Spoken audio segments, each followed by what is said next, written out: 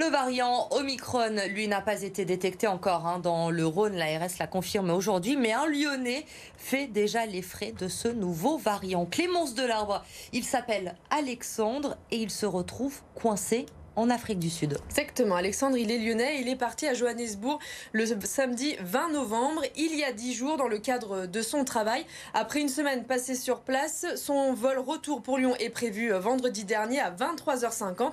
Sauf que vendredi dernier, le gouvernement annonce que tous les vols qui viennent d'Afrique du Sud sont suspendus. Résultat, lorsqu'il fait la queue pour embarquer direction Amsterdam, qui est son escale, la compagnie aérienne lui annonce à lui et à tous les Français qu'ils sont bloqués au sol.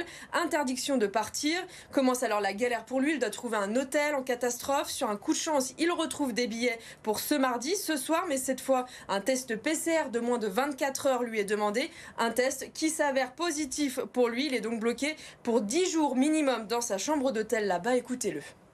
Tout le monde n'a pas été traité à la même enseigne, puisqu'il y a des gens qui ont pu partir alors qu'ils n'auraient pas dû partir. Il y a des gens qui auraient dû partir qui n'ont pas pu partir.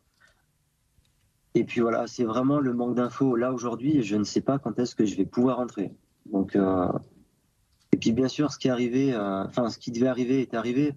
On a été plus ou moins parqués dans des hôtels bondés, un peu en huis clos.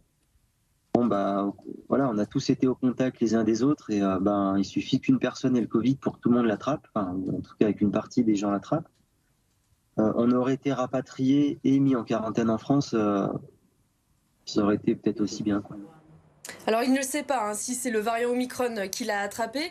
Toujours est-il que dans 10 jours, il devra refaire un test PCR, mais aucune certitude quant à savoir s'il y aura bien un vol ou pas pour le rapatrier. Il ne peut donc que prendre son mal en patience pour l'instant. Merci Clémence pour ces précisions.